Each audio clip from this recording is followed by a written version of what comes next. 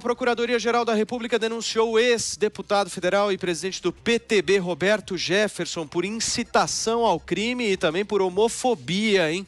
A denúncia foi oferecida pela subprocuradora Lindora Araújo. A Procuradoria detalha uma série de entrevistas nas quais Roberto Jefferson estimulou a população a invadir o Congresso, a reagir a policiais militares e também a atacar instituições como o Supremo Tribunal Federal.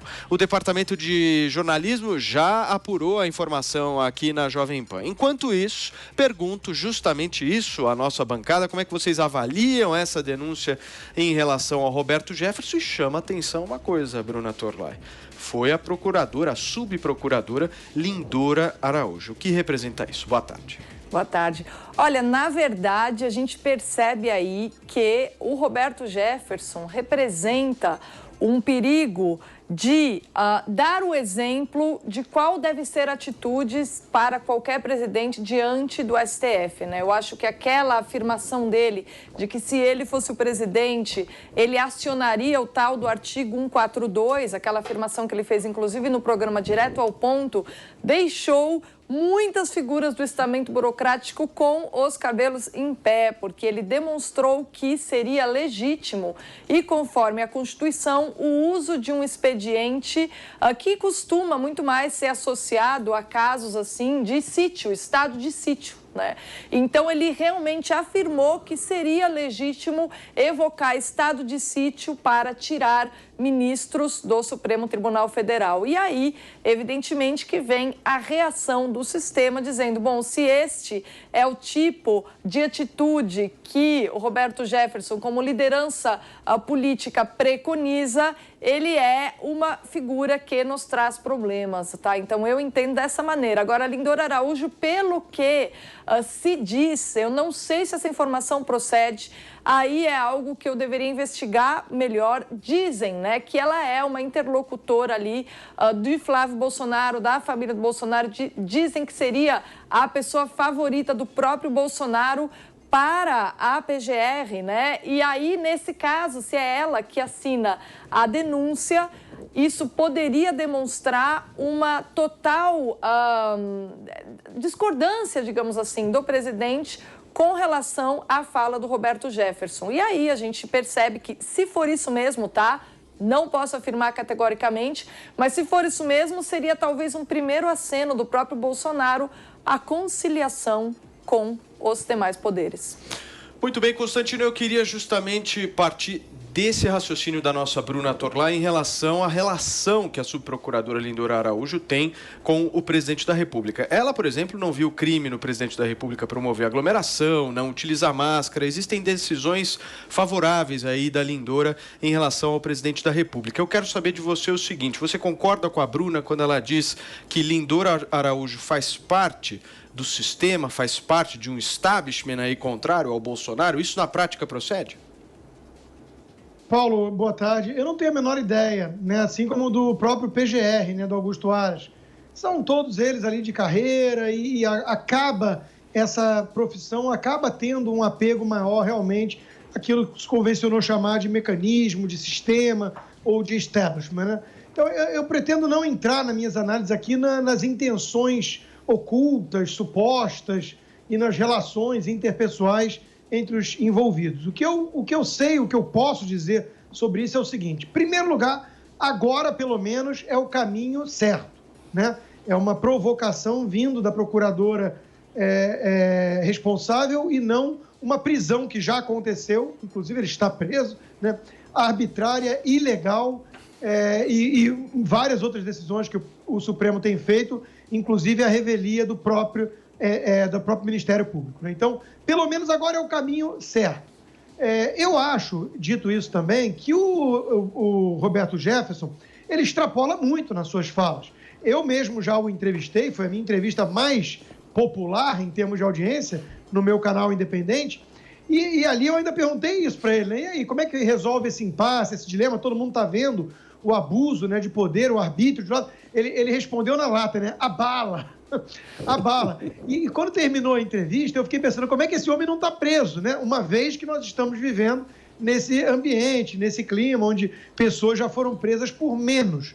Eu até aventei à época a possibilidade dele ter algum trunfo, Muita gente falava isso, ele deve ter alguma coisa, né, nas mangas aí para continuar livre e falando da forma que ele tem dito. Agora, mesmo assim, Paulo, reconhecendo que ele extrapola, eu acho que nós estamos, como eu já disse antes, já fiz minha análise, nós estamos diante de um crime de opinião. Ele pega pesado, ele dá as opiniões dele muito veementes, muito fortes, né? Se ele colocasse em prática aquilo que ele está levantando como ideia, ele estaria cometendo um crime, né? Mas ele está levantando como ideia. Então, pegar essa coisa, Lei da Segurança Nacional, que já foi até revogada, né? Incitação à violência, aí meter junto homofobia, quer dizer, a gente fica com a sensação de que existe um duplo padrão no Brasil, que a lei é mal interpretada ainda por cima, ela só serve para gente que se diz de direita, ou que ataca o estamento burocrático, a esquerda e tudo mais. Existe uma seletividade muito escancarada, né? Por exemplo, esses fake índios aí que estavam protestando em Brasília e queimaram pneu, jogaram fogo, bem em frente ali ao Palácio do Planalto e tudo mais. Vai ter lei de segurança nacional para eles ou fake índio pode tudo? Né? Fake índio que grita Lula livre, né? O PCO, que pede a dissolução do Supremo. Petistas, né? O Valdir Damuz e outros que já falaram, né? Que tem que tirar, tem que fechar o Supremo. Isso pode? Então a gente fica na dúvida sempre para onde vai a lei, né? O que nós podemos ou não dizer. Parece muito que tem a ver com de onde você vem, qual é o seu espectro político e ideológico. Né? Dependendo do que você diga, você vai acabar em cana ou você vai ser ignorado, inclusive pela imprensa, e tratado até mesmo como um manifestante libertador pela democracia. Né? Então, isso é que causa muito espanto. Vamos lembrar que isso não é de hoje, não, tá? O então deputado Jair Messias Bolsonaro era alvo de vários processos e tudo, né? Mesmo gozando de imunidade parlamentar. E eu lembro que um deles é exatamente por conta dessas coisas ligadas a minorias e tudo mais, né? Porque existe um poder muito grande nisso no país. Né? Se você fala, até mesmo uma piada às vezes, mas ela é contra essa turma progressista, politicamente correta, você pode estar em maus lençóis. Enquanto que se você se diz um progressista, se você está do lado certo da história, realmente a gente fica com a sensação de que vale tudo.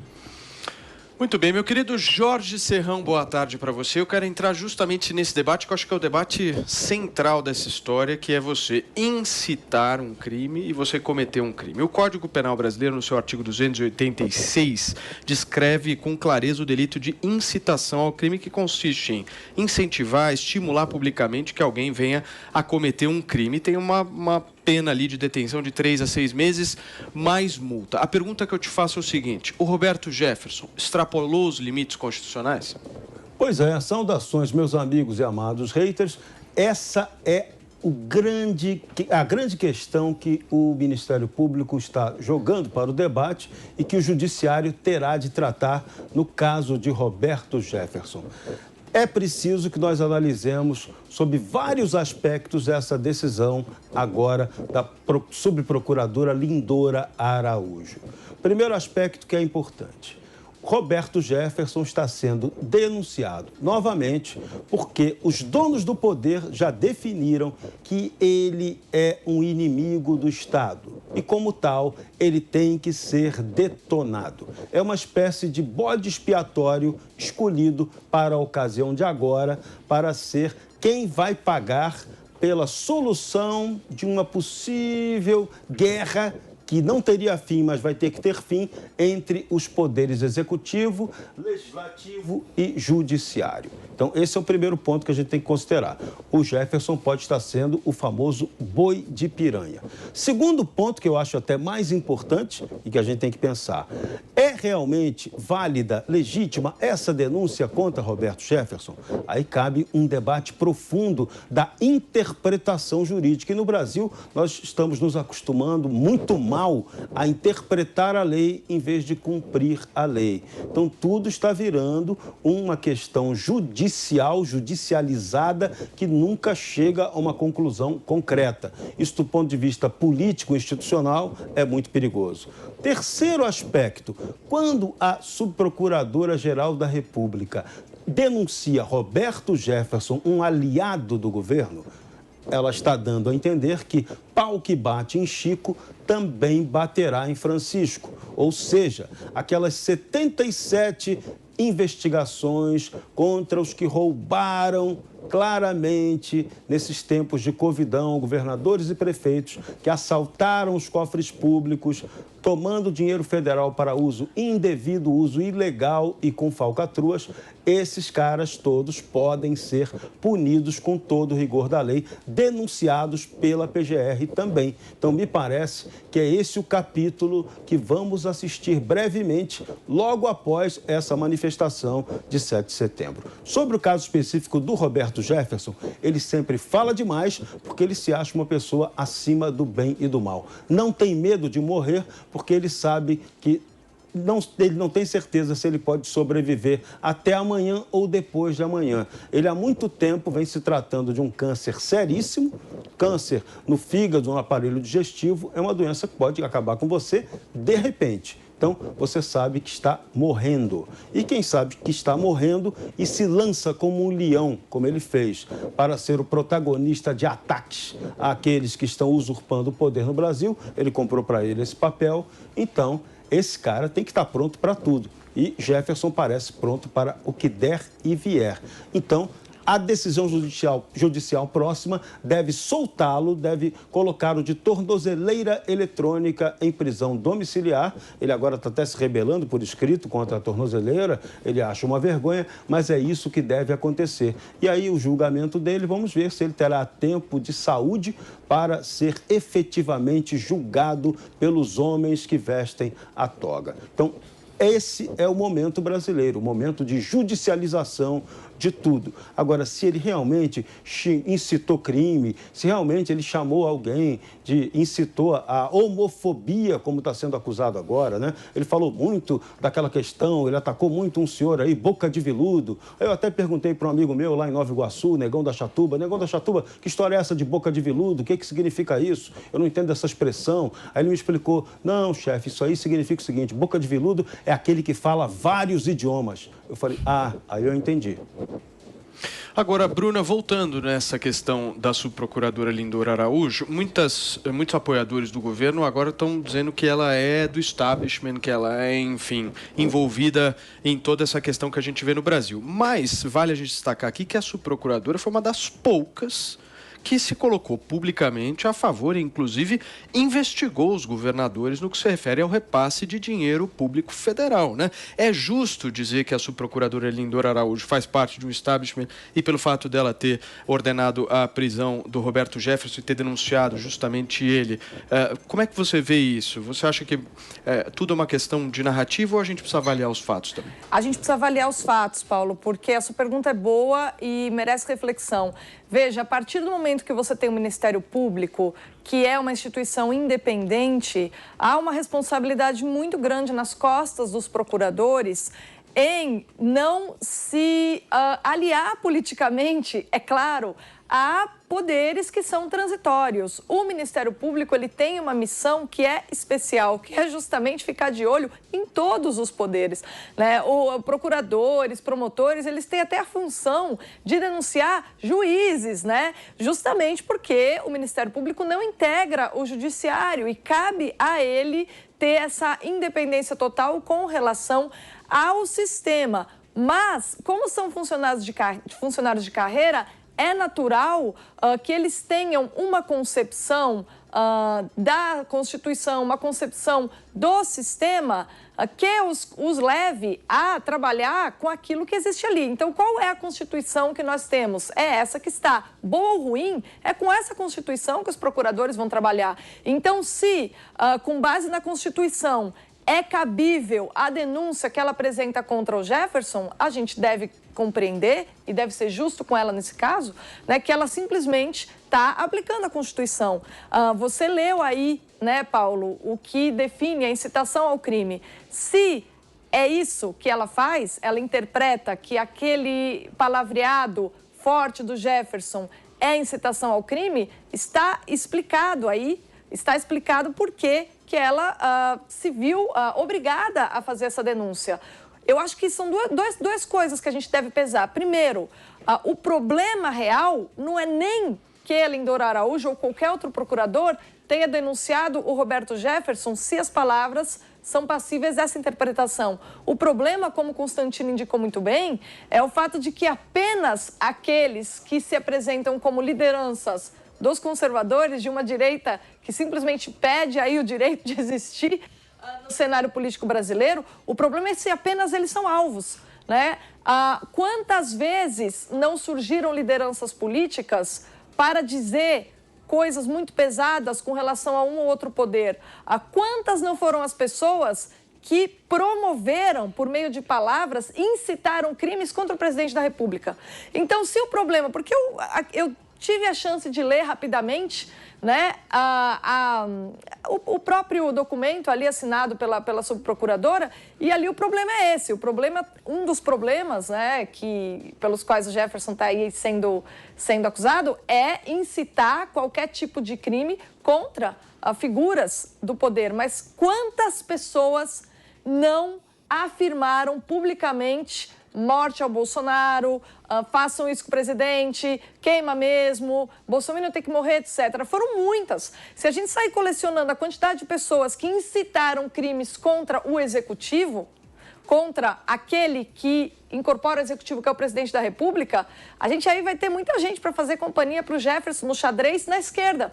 E isso que o Constantino falou é importante. Por que a gente tem que ter seletividade na aplicação da lei? Quer dizer, no final das contas, o que a gente repara é o seguinte: aos amigos, tudo; aos inimigos, a lei. E esse é o problema desse caso, Paulo. Vamos conversar um pouquinho com o Constantino, produção. Ô Consta, você não acha que o Roberto Jefferson, de alguma maneira, queria que acontecesse o que está acontecendo? De novo, é uma probabilidade, é uma possibilidade, né? Ele tem subido muito o tom e pode querer ser uma espécie de mártir desse movimento de resistência, né? Mas eu estaria entrando aí na psicologia dele, né? Eu não sei dizer, eu não sei julgar. O que eu sei são os fatos que eu observo, Paulo, e aí eu realmente vejo alguém se excedendo, mas, de novo, como já colocamos todos aqui, né? Nada muito diferente de várias outras manifestações. Então, o que mais chama atenção nesse caso todo é, de novo, o duplo padrão. Existe um salvo-conduto nesse nosso país para quem se diz de esquerda e de esquerda radical. Esses podem tudo. Por exemplo, não pode pregar o AI-5, não pode pregar o artigo 142, que é da Constituição. Tem um debate sobre a interpretação, mas até aí é legítimo, né? Não pode pregar o fechamento do Supremo. Tá bom, muito bom, muito bonito. Então esse é o critério, é um critério objetivo. Então como é que a gente vai permitir partidos comunistas oficialmente pregando uma ditadura do proletário, enaltecendo ditaduras aí afora e tudo mais? Então é esse que é o ponto. Eu acho que às vezes a turma mais radical à direita, né? E eu nem sei se dá para colocar o Roberto Jefferson dentro desse espectro, mas ele assim tem se vendido, então vamos aceitar que seja verdadeiro. O problema é o seguinte: essa turma serve, pelo menos, para um propósito, que é exatamente escancarar o duplo padrão. Eu dou um exemplo: no voto do impeachment da Dilma, o presidente Bolsonaro, então deputado, causou uma celeuma danada quando mencionou o Ustra no seu voto. O mundo veio abaixo. Como assim ele fala de um torturador da ditadura? Sabe por que ele falou aquilo? Porque no voto anterior a ele, o psolista lá, o tal do deputado Glauber, estava enaltecendo o terrorista Marighella e companhia. O Lula até hoje enaltece Fidel Castro. Tranquilo. Aliás, o Getúlio Vargas todo mundo endeusa ele na esquerda. Ditador, fechou o Congresso. Então, assim, de novo, a gente fica perdido como bússola, né? Para saber o que pode ou não pode, porque o que a gente sabe é que não é baseado em princípios, em valores democráticos. Então, a turma como o Roberto Jefferson, seja lá o propósito que ele tenha, serve ao menos a isso, para escancarar o jogo sujo de um mecanismo que protege a extrema-esquerda e qualquer coisa à direita dos tucanos vai com todo rigor da lei e, quando não encontra respaldo na lei, cria, inventa, apela por arbítrio.